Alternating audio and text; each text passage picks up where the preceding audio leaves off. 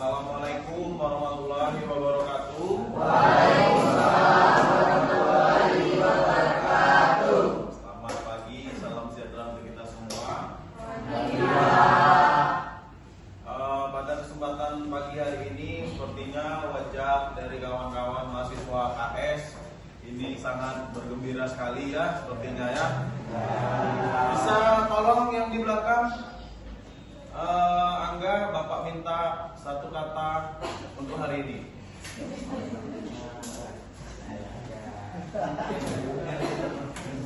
Kali ini tetap semangat. Tetap semangat, berarti dua kata. Tetap semangat. Semangat.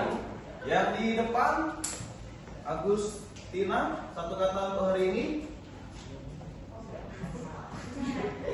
Sama, semangat. Yang di sebelah sini, Dita, mantap. Jadi pada kesempatan hari ini ada 3 kawan dengan 2 kata yang sama. Silakan Gilbert. Yang pertama, 2 orang itu menyampaikan kata semangat dan satu lagi mantap. Semoga itu menggambarkan perasaan dan juga semangat kalian pada hari ini. Baiklah, sebelum memulai aktivitas perkuliahan pada hari ini, seperti biasa kita berdoa menurut agama dan kepercayaan masing-masing. Berdoa, dipersilakan.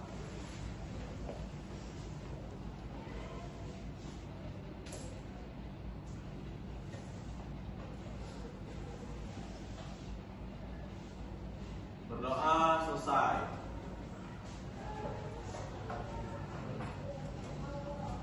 Untuk absensi hari ini siapa yang tidak hadir? Bagaimana ketua kelas? Ketua kelas bagaimana?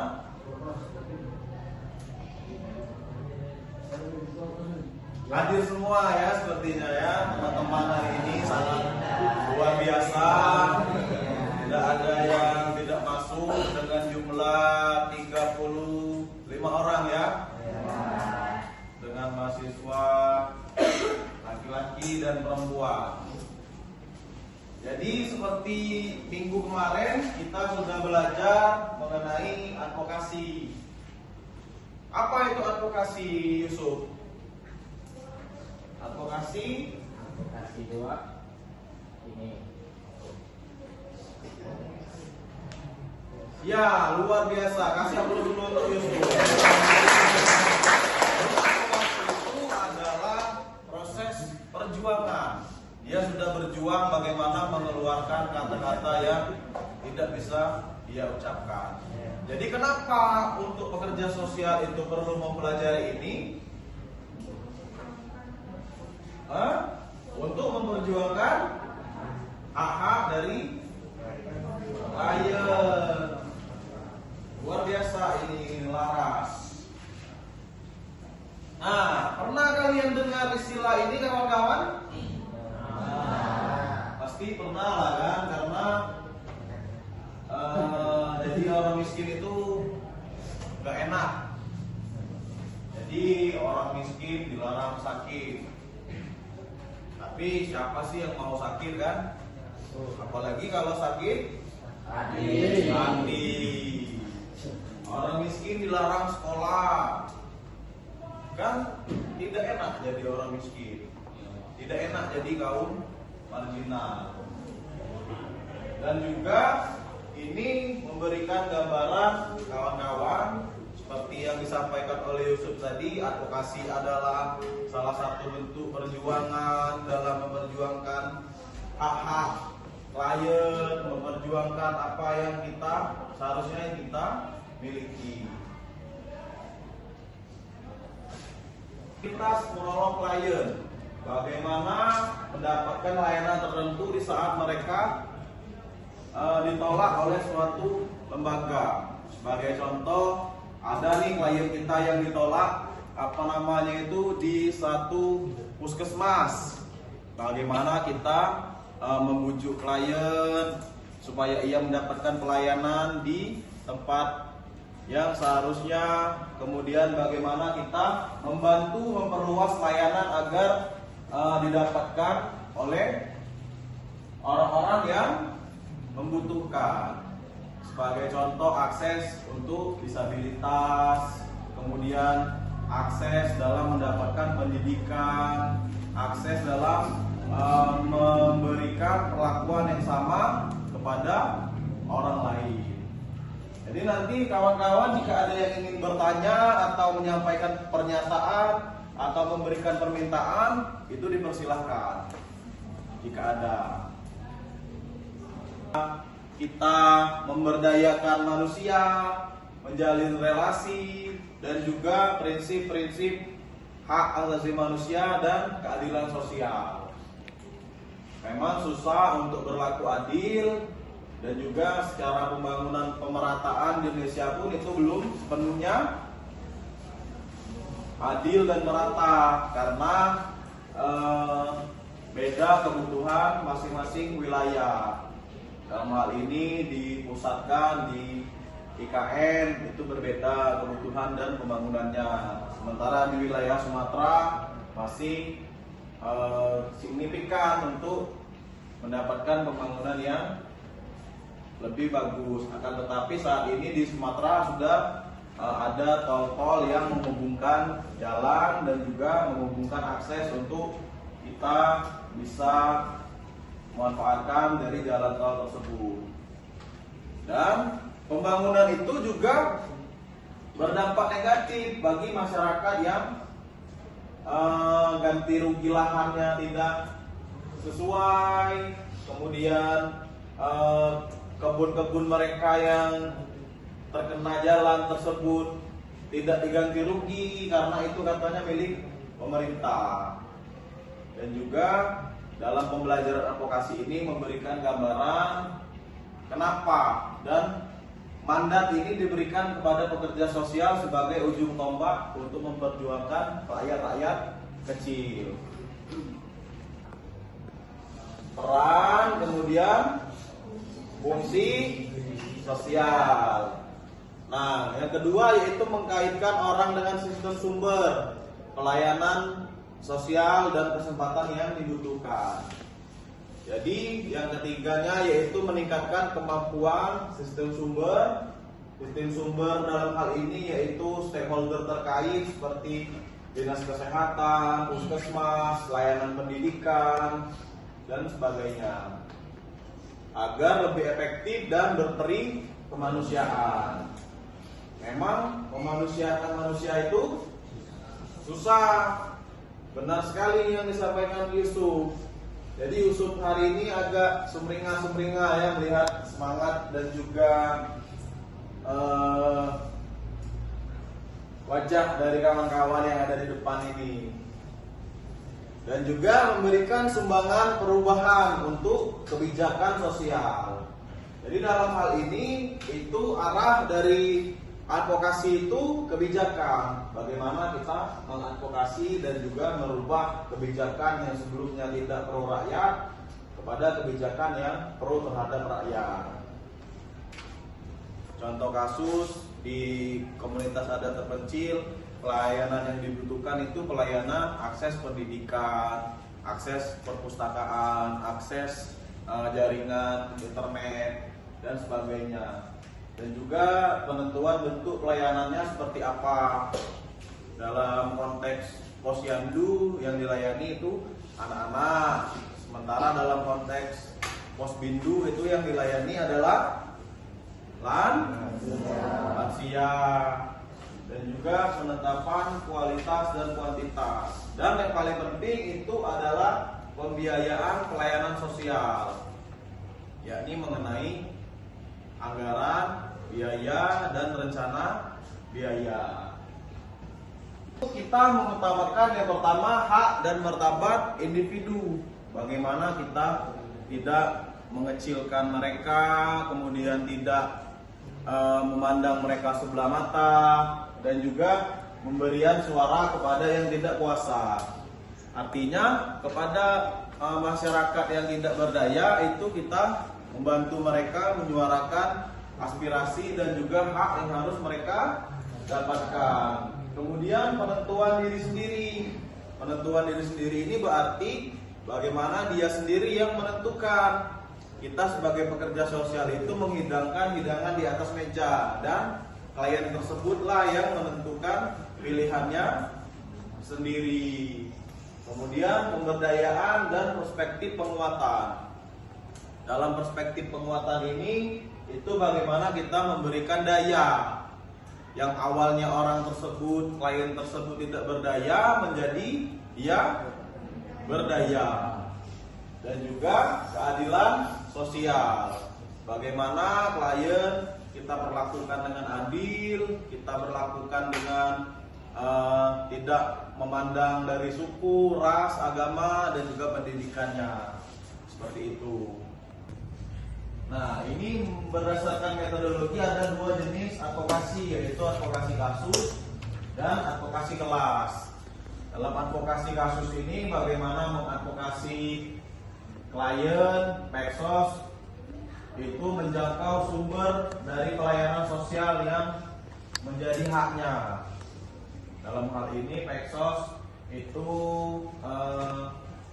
menjangkau atau mengintervensi sistem sumber yang mana contohnya terjadi diskriminasi terhadap klien agar klien ini mendapatkan situasi yang baik. Jadi Peksos itu sebagai negosiator atas advokasi dari klien dan bertindak sebagai advokat. Dalam advokasi yang kedua yaitu advokasi kelas. Advokasi kelas ini merujuk pada kegiatan suatu kelompok tertentu seperti kelompok tani, kelompok buruh, kelompok nelayan. Jadi itu advokasi yang dilakukan misalnya serikat supir angkot seperti itu kan. Dan juga fokusnya itu untuk perubahan sosial dalam hal hukum, kemudian dari segi pendapatan dan kebijakan dalam konteks lokal maupun nasional. Dan pekerja sosial biasanya menjadi juru bicara atau perwakilan dalam menyuarakan aspirasi tersebut. Jadi advokasi hukum ini dilakukan sebagai bentuk koalisi dengan kelompok tersebut yang memiliki agenda yang sejalan. Seperti itu. Jadi misalnya dengan kelompok nelayan kita sama-sama memperjuangkan penolakan troll, yang mana alat tangkap troll ini bisa merusak terumbu karang dan merusak ekosistem laut. Jadi anak-anak ikan yang ada di terumbu karang itu tidak akan berkembang biak karena ditangkap oleh troll itu tadi. Dan isu-isu yang lain seperti isu sawit, kemudian isu para serikat buruh dan juga isu-isu yang lainnya. Peran Peksos sebagai mediator dan negosiator. Bagaimana memediasi dan menegosiasi apa-apa yang kita butuhkan. Kemudian tekniknya yang dipakai yaitu jejaring. Bagaimana kita memanfaatkan relasi sosial yang ada. Dan secara makro itu advokasi kelasnya, tipenya. Dan yang diadvokasi itu masyarakat lokal dan mungkin ke nasional. Dan peran Peksos sebagai aktivis dan analisis kebijakan. Ini berat ini sebagai aktivis dan analisis kebijakan. Bagaimana menganalisis kebijakan tersebut agar kebijakan yang pro terhadap rakyat. Kemudian teknik yang dipakai itu adalah aksi sosial dan analisis kebijakan. Aksi, ada yang pernah ikut aksi di sini? Pernah. Seperti apa itu aksinya yang dilakukan? Aksi mahasiswa yang di gedung DPR dengan tuntutan undang-undang. Jadi itu salah satu contoh aksi sosial yang ada untuk kita mendapatkan hak-hak yang kita miliki seperti itu kan, dan dianggap pemahaman yang berbeda. Kemudian takut kehilangan status, misalnya dalam kita bekerja takut diberhentikan dari tempat kerja tersebut, kemudian ketiadaan pendidikan atau pelatihan yang tidak didapatkan, kemudian strategi yang tidak populer. Ada yang pernah melakukan advokasi melalui media massa di Instagram atau di X, kan itu akan cepat untuk trending topik melalui hashtag yang sekarang Indonesia gelap, kemudian oke gas, mana gas, kan itu menjadi isu-isu yang sedang trending di kalangan media massa. Dan ketidakmengertian bagaimana bentuk advokasi. Jadi setelah ini kawan-kawan akan kita buat tugas terstruktur yang mana nanti diberikan 2 minggu itu untuk kalian mengerjakan proyek aksi. Jadi silakan dihitung angka 1 sampai 5 dari depan. 1, 2, 3, 4, 5, 1, 2, 3. Gilbert 1, 2, 3, 4, 5, 1, 2, 3, 4. 3, 4, 5, 1, 2, 3. Nah, untuk itu kawan-kawan silakan berkumpul dengan kelompoknya masing-masing. Yang satu kumpul di depan sampai kelima yang ada di belakang. Dipersilakan. Mungkin nanti kalian akan tentukan sendiri ya bagaimana topiknya,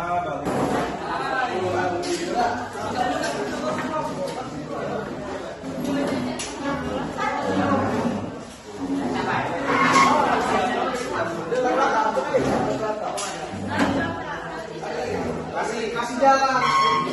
Bayu pakai itu nih.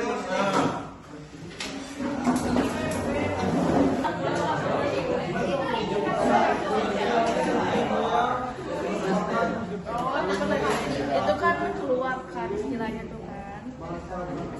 Itu yang pasti dampak penolakan kebijakan, rasa emosional dan tidak terima untuk kebijakan. Gratis gimana? Nah itu ya. Di sini saya Nanti kalau ada tentang kabur aja dulu. Itu kan kebijakan yang aku rasa unjuk rasa sama kekecewaan. Kalau lagi muncul masyarakat harus ini tentang cari dulu pasal 2 ayat 3.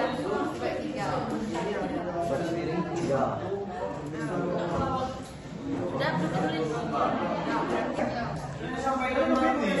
Itu sebenarnya 6 menit memang ada kebijakannya. Yo, tambah lagi kebijakannya. Tapi masih bisa untuk presentasi kelompok. Coba kalau bisa masyarakat sekitar ada mungkin juga. Kalau tiba-tiba bapakku sakit keras parah, ya kan? Ada apa kan? Dapat situ dapat coba meninggal orang. Gue udah kata masalahnya meninggal sampai salah. Itu sebenarnya ngomongnya aja. Dia bisa ngomong, dia bisa ngomong takdir. Kau lah tiba-tiba lah sekarang tapi dapat oksigen. Bukan oksigen tiba-tiba tidak boleh. Rumah sakit itu bisa tidur galau, Ben. Kalau adalah sekarang mau butuh oksigen, cuman lo bisa kan meninggal. Enggak Ketua kelompok 1 siapa ketuanya?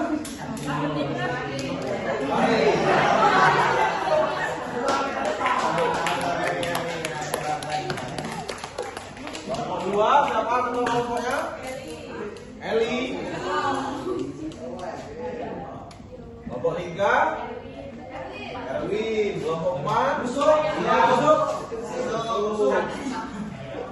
Kelompok 5 Yusuf. Arya. Nah, jadi kawan-kawan silakan kalian sepakati isu apa yang kalian pilih. Yang kelompok 1 apa isu yang dipilih? Anggaran yang dipotong.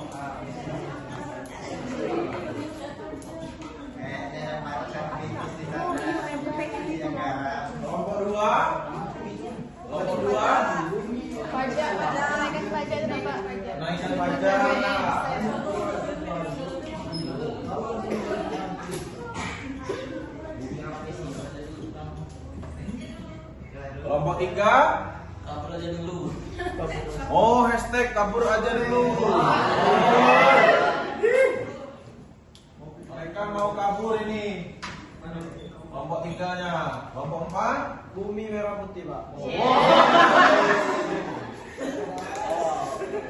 Berat. Cari data, fakta, dan juga keadaan realnya di lapangan seperti apa, karena jangan sampai kita menyampaikan itu berita atau aksi yang hoax. Jadi silakan dicari data, fakta, kemudian dianalisis, diinvestigasi, dan silakan kalian pilih nanti kapan untuk pelaksanaan aksi dan juga rancangannya. Jadi pada kesempatan kali ini tugas terstrukturnya itu adalah 2 minggu. Jadi selama 2 minggu ini kalian bekerja bersama kelompok. Silakan ketua memanfaatkan anggotanya, silakan berdinamika. Itu ada Arya, ada Yusuf, kemudian ada Erwin, Eli. Ini Eli perempuan sendiri, ini Eli Wonder Woman dia. Kemudian kelompok yang pertama itu Farid. Jadi selama 2 minggu silakan bekerja, dan untuk hari ini silakan lanjut berdiskusinya ya. Merah putih. Sebab dari Karena aja dulu kita itu dari zamannya ketidaksesuaian penjajahan harapan Belanda, masyarakat karena untuk Portugis. cara hidupnya secara tidak nyampe. Sudah banyak aspek yang terkenalnya itu merah Ya, putih. dari dampak kecewa itu kan itu itu luar negeri yang menurut mereka cara hidupnya itu terpenuhi. Jawa itu kulit tidak ada dari masyarakat dari luar negeri itu. Dampaknya bisa jadi bagus juga untuk menambah sisa apa tuh namanya pendapatan negara. Nah dan juga kalau dampak buruknya mungkin bakal penyatuan kerja di dalam negara itu kurang banyak kolaborasi. Jadi kalau menurut kita kamu kemana? Kalau dari data yang banyak di media sosial itu banyak yang kabur itu ke Jepang, terus juga ke Tiongkok, dan juga banyak ke Eropa, Korea, Amsterdam, sama Belanda.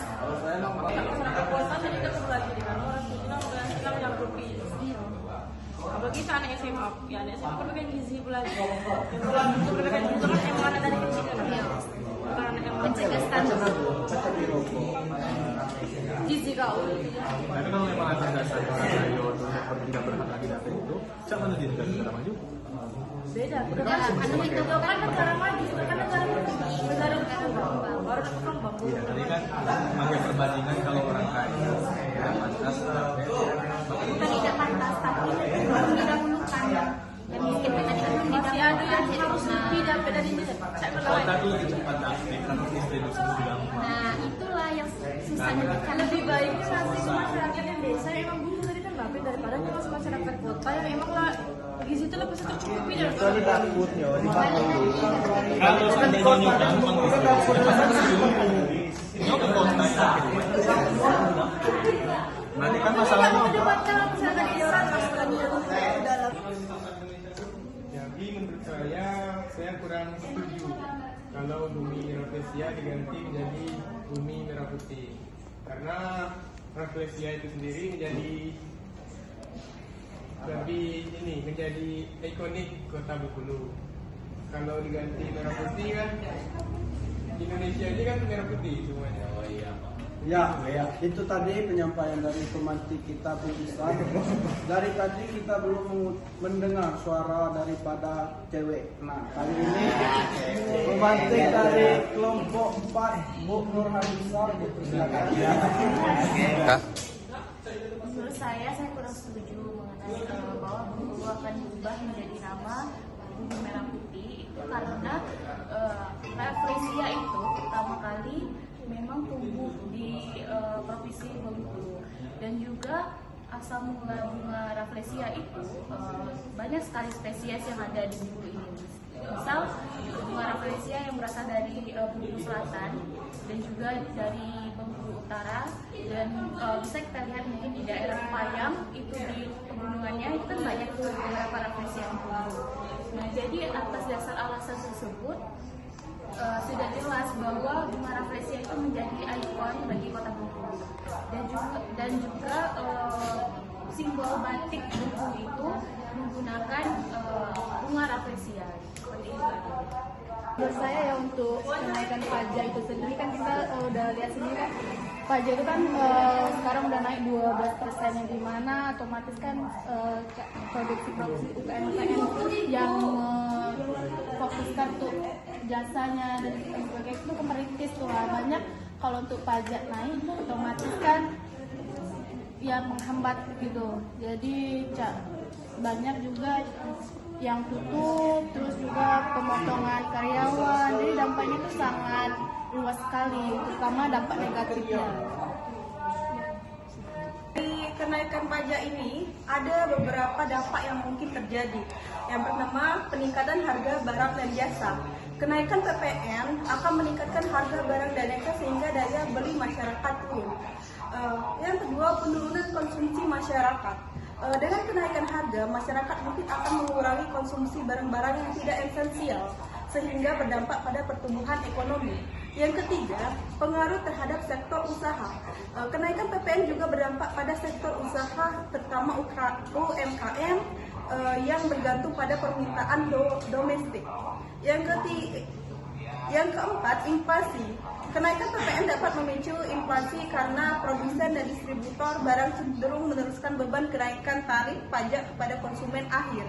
Yang terakhir, dampak sosial. Kenaikan PPN juga berdampak pada kesejahteraan masyarakat, terutama kelompok masyarakat menengah ke bawah yang memiliki daya beli terbatas. Assalamualaikum warahmatullahi wabarakatuh. Kami dari kelompok 2 akan menyampaikan hasil diskusi kami tentang kenaikan pajak yang akan kami advokasikan, yang akan disampaikan oleh rekan kami yaitu Eli. Pada Eli saya persilahkan. Mulai dari 1 Januari 2025 kemarin, itu pemerintah Indonesia telah menaikkan tarif pajak pertambahan nilai PPN dari 11% ke 12%. Nah, namun kenaikan ini hanya berlaku untuk barang dan jasa tergolong mewah. Nah, seperti pesawat jet pribadi, kapal pesiar dan lain sebagainya. Namun dapat kita lihat juga ya, untuk tarif itu sendiri kan berlaku juga untuk UMKM. Nah, UMKM sendiri kan ibaratnya baru mau menanjak naik gitu. Dengan kenaikan ini, dampak yang sangat signifikan itu dirasakan oleh UMKM sendiri, seperti konsumsi yang menurun, yang mengakibatkan perekonomian juga terhambat gitu, untuk kenaikan pajak 12%. Itu menurut saya. Baiklah, itulah tadi presentasi dari kelompok kami tentang advokasi mengenai kenaikan pajak. Sekian, wassalamualaikum warahmatullahi wabarakatuh.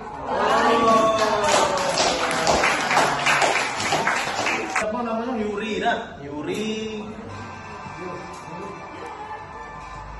Kelompok kabur aja dulu.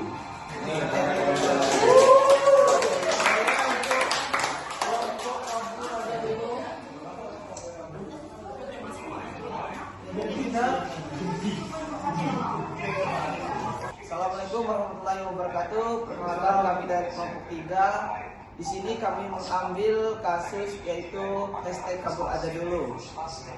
Yang pertama yang akan dibacakan oleh Agustina. Assalamualaikum warahmatullahi wabarakatuh. Selamat pagi teman-teman.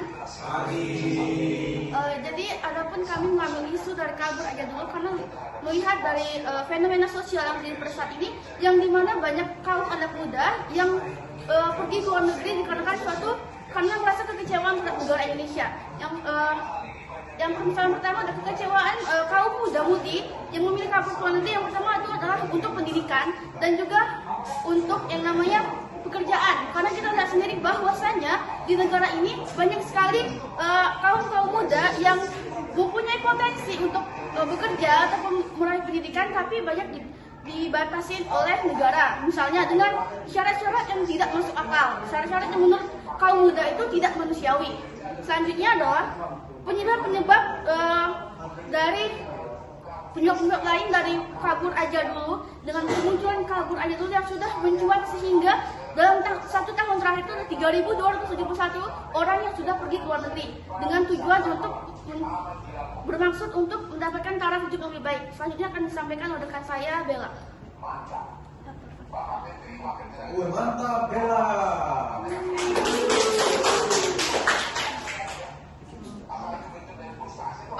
Sebelumnya faktor yang menjadi adanya hashtag kabur aja dulu yaitu faktor ekonomi, yang dimana peluang kerja dan gaji yang lebih tinggi di luar negeri.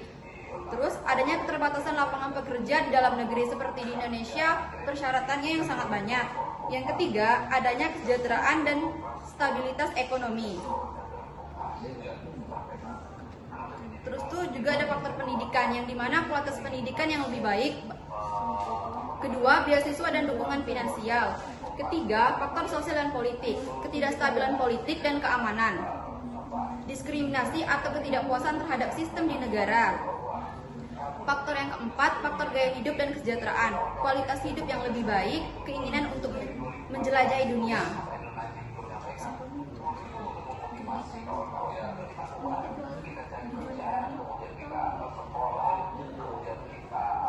Isu kabur aja dulu memang sedang ramai dibicarakan di media sosial dan masyarakat. Isu ini terkait dengan fenomena di mana beberapa tokoh publik atau influencer yang melakukan kesalahan atau kontroversi kemudian memilih untuk kabur atau menghindar pertanggungjawaban mereka atas tindakan mereka. Isu kabur aja dulu ini menimbulkan banyak reaksi dari masyarakat, mulai dari kritik dan kecewaan hingga dukungan dan pembenaran. Menteri Ketenagakerjaan mengakui bahwa tren hashtag kabur aja dulu merupakan tantangan bagi pemerintah. Ia menekankan pentingnya pemerintah untuk memenuhi aspirasi publik dengan menciptakan lapangan kerja yang lebih baik di dalam negeri. Juga Menteri Ketenagakerjaan juga mengajak generasi muda untuk tetap optimis dan berkontribusi dalam pembangunan nasional. Mungkin sekian presentasi dari kelompok kami akhiri. Wabillahi taufiq wal hidayah. Wassalamualaikum warahmatullahi wabarakatuh.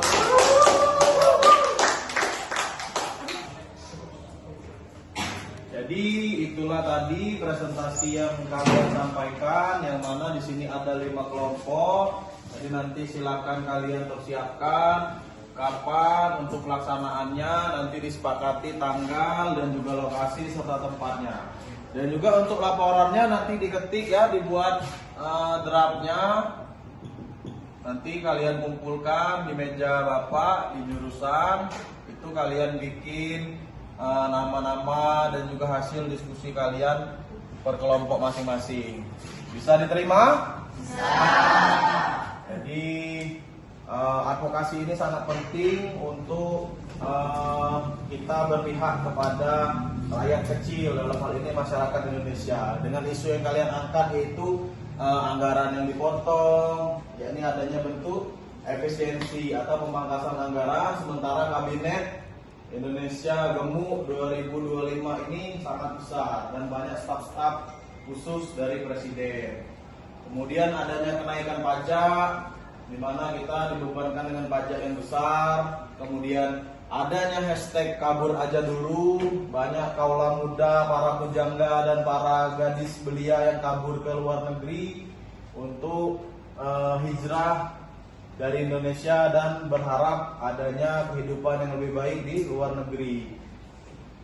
Kemudian ada isu daerah yaitu isu Bumi Merah Putih, yang mana Bengkulu itu dikenal sebagai Bumi Rafflesia, dan untuk kebijakan yang baru itu Bumi Merah Putih. Dan nanti kawan-kawan silakan cari data, fakta dan juga keasliannya itu seperti apa kan, dan kenapa, bagaimana, apa. Dan yang terakhir itu kelompok 5 mengenai makan gratis. Dari mana uangnya makan gratis? Kemudian nanti kalian silakan analisis dan buat laporannya. Ada yang ingin ditanyakan? Pertanyaan, permintaan, dan pernyataan dipersilakan. Jika ada, cukup? Jika cukup, yang mana tadi di awal perkuliahan kita buka dengan doa, di akhir perkuliahan marilah kita sama-sama dengan membacakan lafaz hamdalah. Alhamdulillah. Terima kasih. Sampai ketemu di pertemuan berikutnya. Apabila ada kesalahan itu dari Bapak pribadi, kepada Allah saya mohon ampun. Saya akhiri. Wassalamualaikum warahmatullahi wabarakatuh.